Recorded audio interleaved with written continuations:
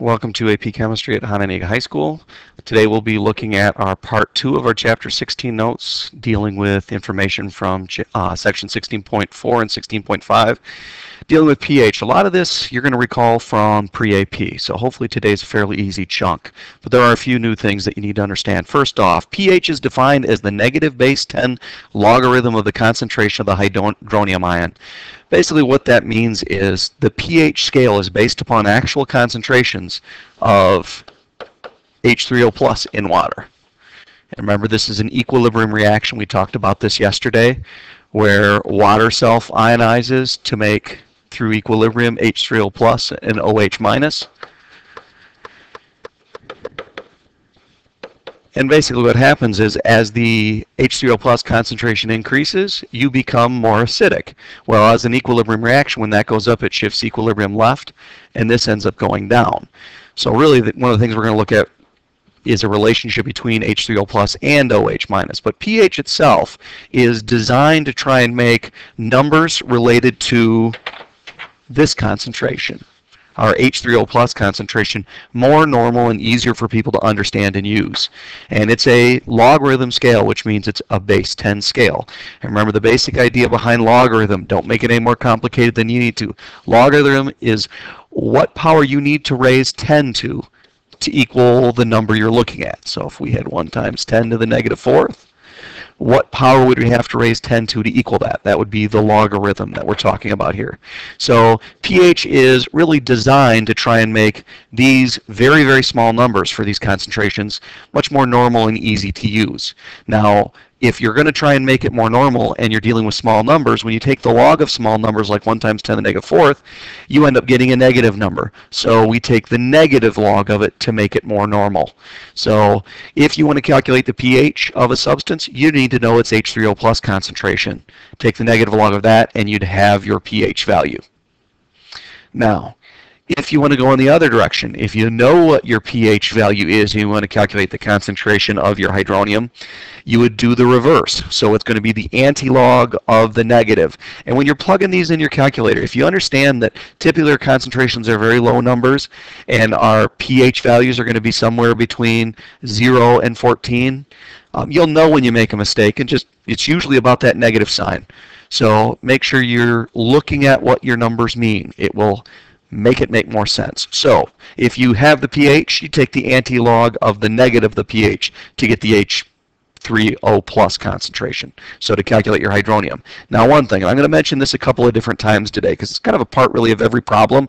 I briefly talked about this a long time ago when we were talking about rounding at the very beginning of the year. It's been a while. We've done some log math, so it's probably popped up a little bit, but you're going to do a ton of log math in this chapter, so to make sure you understand it.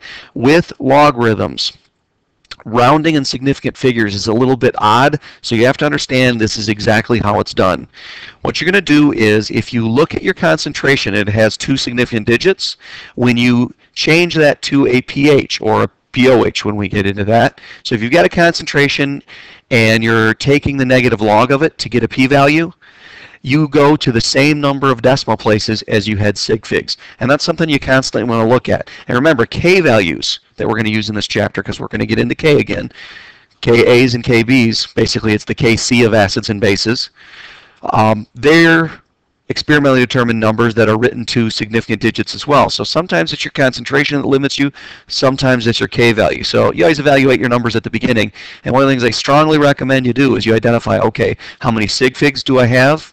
And then how many decimal places would that mean as a p-value? And it works in the same way in reverse. If you have a pH of 7.28, that goes to 2 decimal places, so when you convert that to a concentration, you're going to go to 2 sig figs.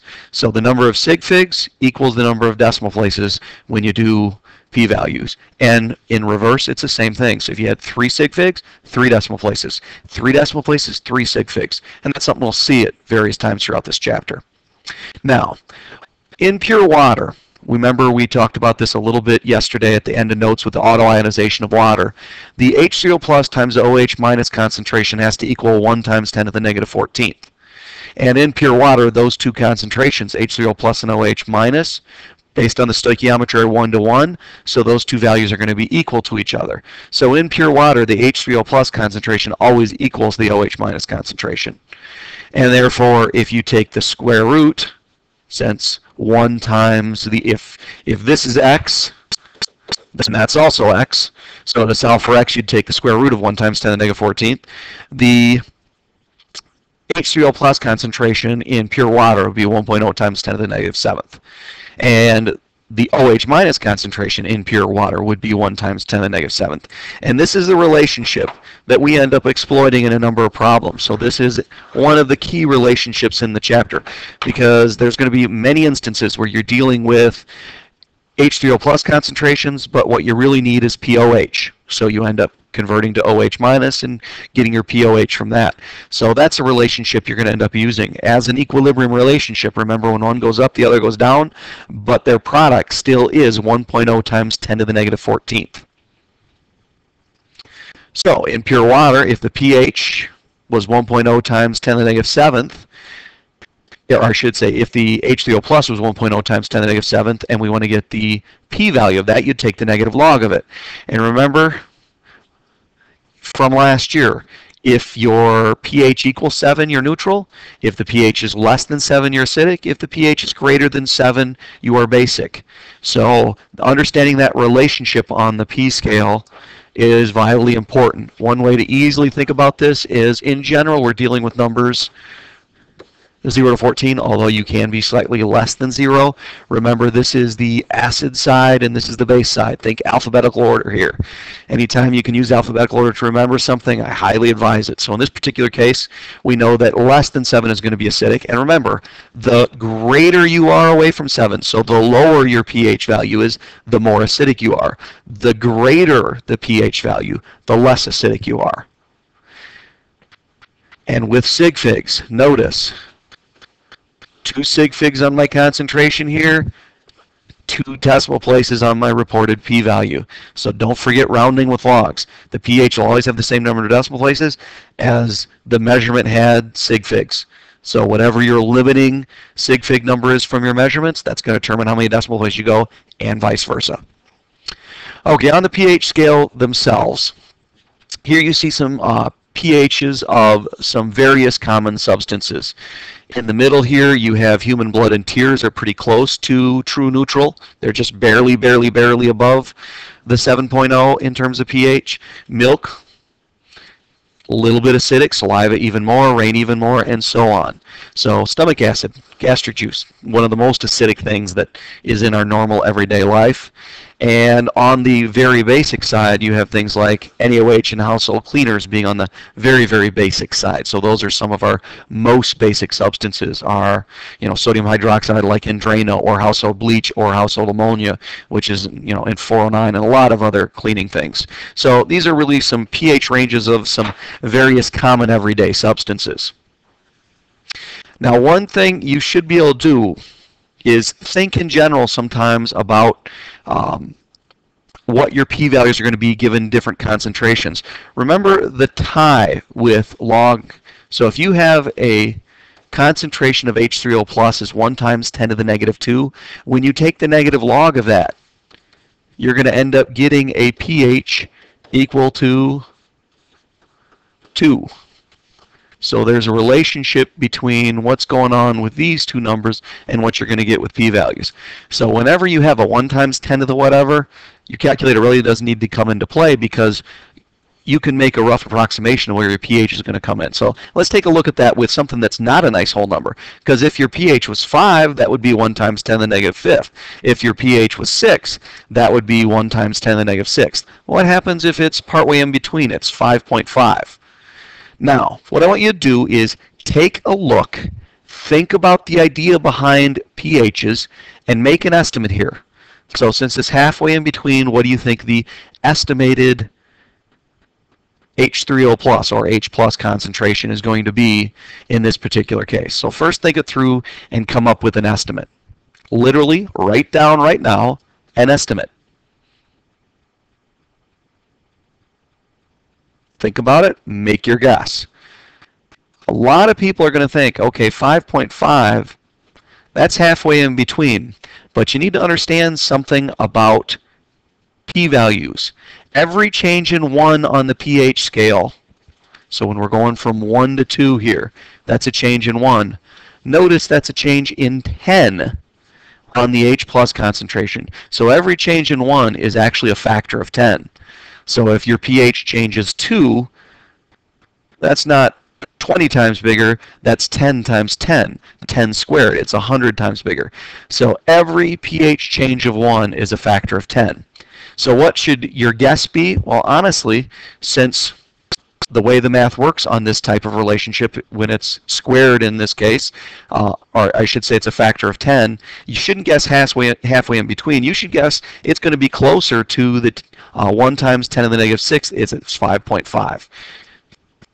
So somewhere in the 3 to 4 times 10 to the negative 6th is where a good guess would be. Now plug it in the calculator. Take the anti-log of negative 5.5 and you get 3 times 10 to the negative 6. So you can see, and once again, 1 decimal place, 1 sig fig. That's how it works. Works in both directions. 1 sig fig, 1 decimal place, 1 decimal place, 1 sig fig. So calculated ends up 3 times 10 to the negative 6. So remember, it's every change in 1 is a factor of 10 on the pH scale.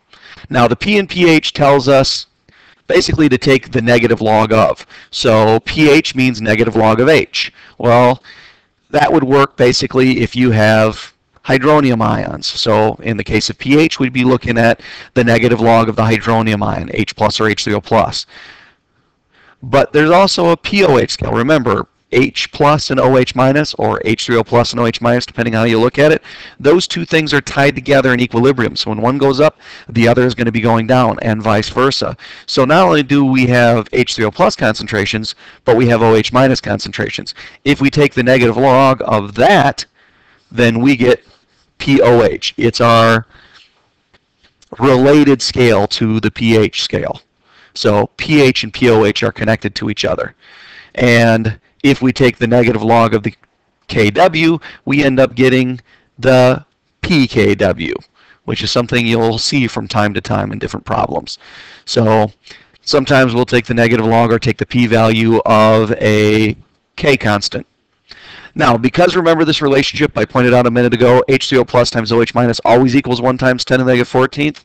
That means by log math, the log of this, and by log math, multiplication addition, is going to equal the negative log of that added, and that will give us the negative log of the kW, which is 14.00. Remember, 2 significant digits, 2 decimal places. Use that consistently throughout the entire thing. So another relationship we have here, and this is a really useful one because it's quick and easy math.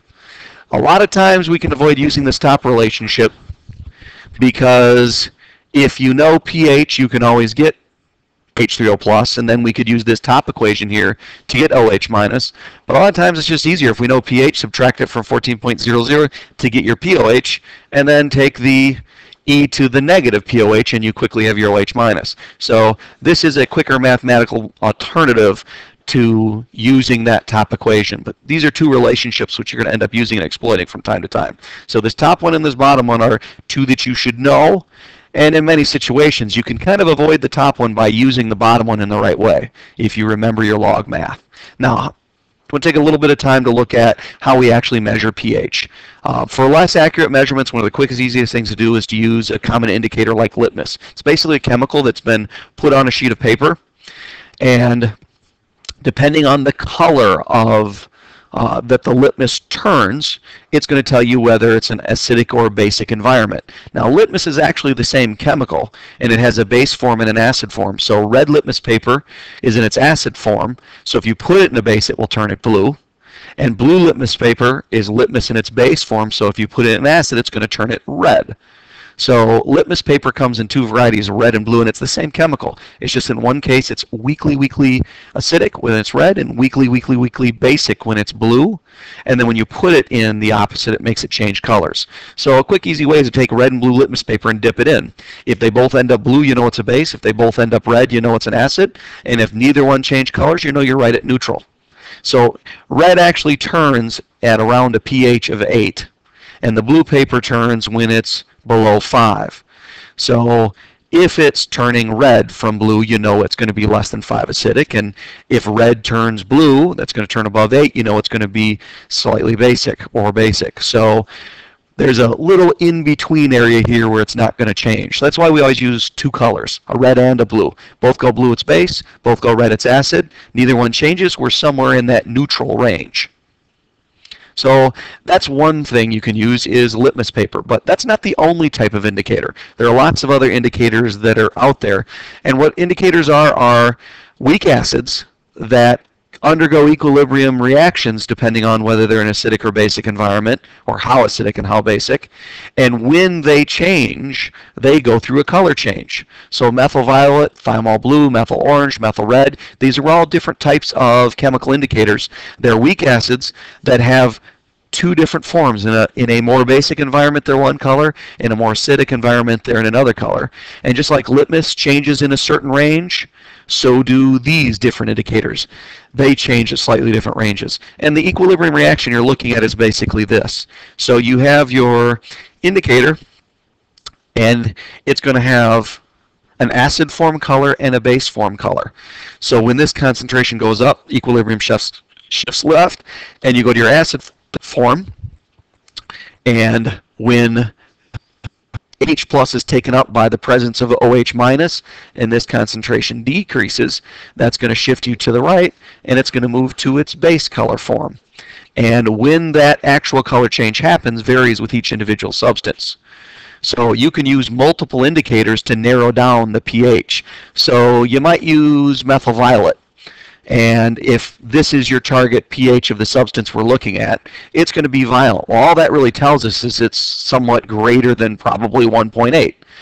Well, if I was looking at something like methyl orange and methyl red, the two of those, I could narrow it down a little bit more. If methyl orange was orange in color, or reddish orange in color, and methyl red was reddish orange in color, I would be able to narrow this range down a little bit. Especially if, like with methyl orange, if I was right here, that's going to give me a slightly orangish to yellowish color, and that one's going to be a hard red at that particular point. I can pretty much narrow this down to somewhere between where this one changes and where that one changes.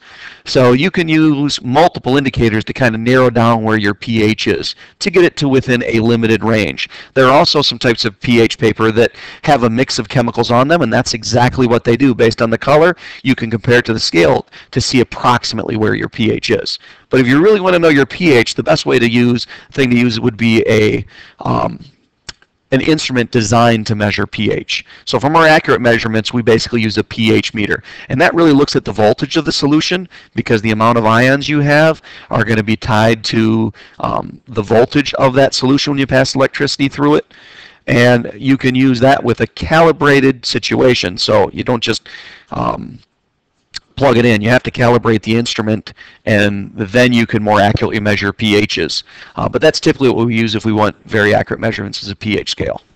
Now, section 16.5 gets into strong acids and bases and some reminders about what they are and what we can calculate from them. So if you recall, there's 7 strong acids, HCl, HBr, HI, so the halogens minus HF. Remember, HF, too strong, sticks together too well, and too small. It doesn't ionize near as much as the rest, so it's not strong. Nitric acid, HNO3. Sulfuric acid, the one to watch out for because it's diprotic. It's got 2 hydrogens on there. That's something we'll eventually be talking about. HClO3 and HCl4. So those are our 7 basic strong acids. These acids all have hydrogens covalently bonded, and it's to a highly electronegative nonmetal, which means the electron cloud and the electron density have shifted away from the hydrogen, making that hydrogen more easy to pull off, making it very, very, very ionizable. So remember, a strong acid is something that ionizes 100%. So in the case of every one of these acids, you would write the reaction with a single arrow, showing that it's happening 100% and there's no reverse reaction like you're going to get with weaks, which we'll look at eventually here. And it's always going to be donating a proton to something else. In this case, you're showing it donating a proton to water. So water is acting like our base, and HCl is obviously acting like an acid here. So these strong acids all ionize 100%. You must know them. I've got a brief video that deals with acids and another one that deals with bases. Hopefully I'll be including those in the video. I'm going to try and incorporate them in this time. Otherwise, they'll be posted on the Document Manager website. I'd strongly recommend you look at them. Now, to continue, these are by definition strong electrolytes, which means they totally exist as ions in aqueous solution. For monoprotic strong acids, what that means then is if they're 100% giving up their H+, the concentration of the acid is also the concentration, if you look at it as hydronium, if we're talking about it sticking to water, or as H+, it works either way. So there's a one-to-one relationship here between them. So whatever the concentration of the acid is, it's the concentration of the hydronium ion. So for a monoprotic acid, it's fairly simple. So if you think about what we just talked about, I have two flasks labeled here. One shows 0.1 molar HCl and the other shows 0.1 molar H+ and 0.1 molar Cl-. Which one is actually a more accurate representation about what's happening? Well, we write this because it's easy. But that doesn't mean it's necessarily accurate. In solution, this is really a more accurate representation. Remember, it's broken apart 100%. So you basically have 0.1 molar H+, which we can also look at as H3O+, and 0.1 molar Cl-. So this is really a more accurate way. So whenever you see strong acid, you need to understand it 100% ionizes, which is something that we can exploit if we want to calculate. Let me back up a second here. If we want to calculate the pH of a substance. So let's say we have 0.1 molar HCl. Remember, that means you have 0.1 molar H+ concentration. So if we take the negative log of that, we would be calculating what our pH is. And 1 sig fig, 1 decimal place. So when you take the negative log of this thing, and remember, 0.1 is 1 times 10 to the negative 1. So you shouldn't need a calculator to see this is going to end up a 1.0, oops, not molar.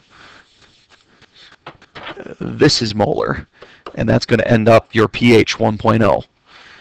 So for a strong acid, if we know the concentration of the acid, we know the concentration of the H+ or H3O+, and we can calculate the pH of that.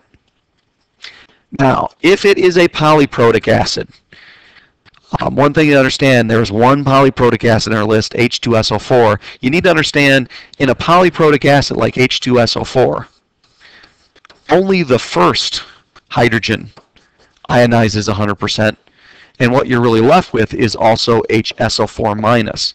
So this comes off 100%. This hydrogen right here, HSO4- is not a strong acid, so this one is only going to partially ionize, giving us a little bit more H+. But as a weak acid, this substance right here isn't going to give us as much hydrogen. So I can't just look at the two and say, okay, I'm going to double the concentration of my acid to get my H+ concentration. Not when you throw it in water. In an acid-base reaction, yes, you keep stripping hydrogen until it's all gone. But when you're really just throwing it in water, the first hydrogen 100% ionizes, the second hydrogen partially ionizes. So consequently, what that means is this: the concentration of the acid does not equal the concentration of the H3O+. To really calculate H2SO4's actual pH, we need to get into some weak acid chemistry, which is what we're going to be doing next. And remember, because that second one only comes off a little, this is also not true. So the concentration of the acid is going to be somewhere in between these two values, but much closer to that situation, because the first one ionizes 100% and the second one only partially ionizes. So this really complicates the calculation of H+. Luckily, most of the time when we're dealing with strong situations, it's going to be all of our other strong acids. It's going to be a nice simple calculation. But we'll eventually look at, by using equilibrium calculations, so we're going to get into some K stuff and ice tables, you'll end up looking at how to do that type of calculation. So we're going to look at that idea later. Now to finish up the note, strong bases. Strong bases are soluble hydroxides, which are alkali metals from The first column, or the heavy alkaline earth metals, remember the heavy three, calcium, strontium, and barium, those form strong bases. So when these are in water, they're going to ionize 100%. So fundamentally, just like with a strong acid, when we've got these things, except for sulfuric acid, that's a separate one, if you know the concentration of the acid, if you only have one hydroxide in it, the concentration of the, I should say the concentration of the base. If you only have one hydroxide, like an NaOH, the concentration of the NaOH is going to equal the concentration of the acid, or the OH minus, which means from there we can calculate pOH and pH. If you have a strong base with two hydroxides on it, if it's strong, it's going to break apart 100%. So unlike with sulfuric acid, where we couldn't say it's double the concentration of the base, here we can. In calcium hydroxide, if we know the concentration of the calcium hydroxide, the effective concentration of the OH minus is going to be double that. And that ends our first set of notes, or I should say part 2 of notes over acids and bases.